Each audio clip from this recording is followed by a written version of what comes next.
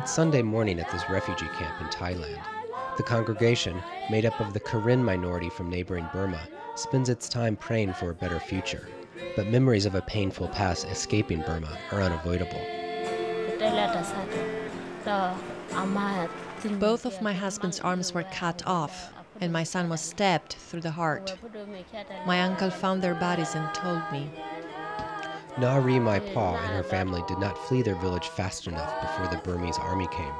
Her husband and 3-year-old son were butchered, but that was only the beginning. She was separated from her oldest daughter and driven into forced labor as a maid in the home of a Burmese army officer.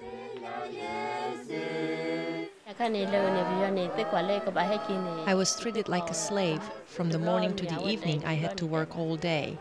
I was not paid. If it wasn't for my 2 kids, I would have killed myself. Now this bamboo hut in Thailand is home. She arrived here with her youngest daughter after a risky escape and later a grueling 3-week trek through the jungle. She has yet to receive word on the fate of her eldest daughter. Na's story is one example of a growing number of allegations of human rights abuses against the Karen minority committed by Burma's military junta. Over the past decades, 150,000 Karen have arrived in refugee camps like this one in Thailand. Karen militias have been fighting the Burmese military government for 6 decades in one of the world's longest-running insurgencies.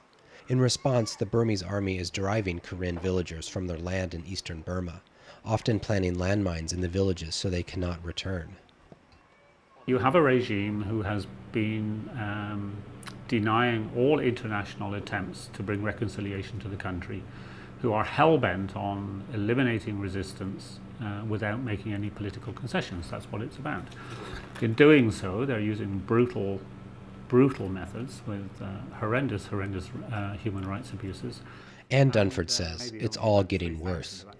This year has been probably the worst year since 1997. And if the worst predictions are true, it could be the forerunner of an even worse year to come. In order to get a better sense of why the situation is deteriorating, we journey across the border into Burma, where fresh waves of Karen villagers are fleeing a new offensive by the Burmese military. Officials estimate that 20,000 Karen have been displaced this year by the new offensive. Many of those are foraging in these jungles as they make their way east towards the Salween River that marks the border with Thailand. We arrive in Burma at the E2 Ta camp, one of the few areas still controlled by the Karen militia. Over the past 7 months, more than 1,500 desperate villagers have fled here seeking refuge. Hundreds more are arriving every month, each with their own harrowing tale of escape. The soldiers burned down everything that we left in our village. Ha Ne Tha left her home just in time. Pregnant, she set out on foot with her husband and 3 children. Her husband, sick with malaria, died during their arduous month-long journey. Then, upon arriving here, dehydrated and exhausted, she gave birth to a stillborn son. If we did not flee, then maybe all of our lives would have been lost, not just my husband's.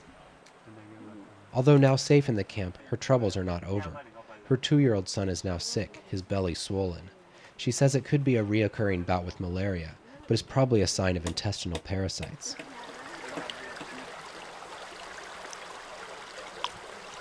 The people lucky and strong enough to make it this far are managing to carve out a basic existence.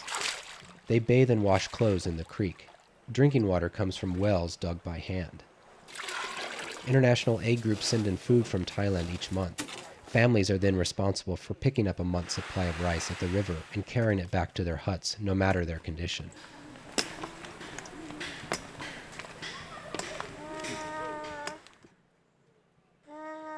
New babies are brought into the world here at the camp's makeshift clinic. But most people come here because the camp is rife with malaria and dysentery.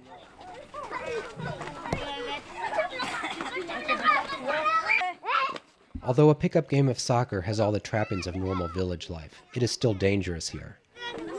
The nearest Burmese army post is only 2 hours away on foot. And villagers say they have more to fear.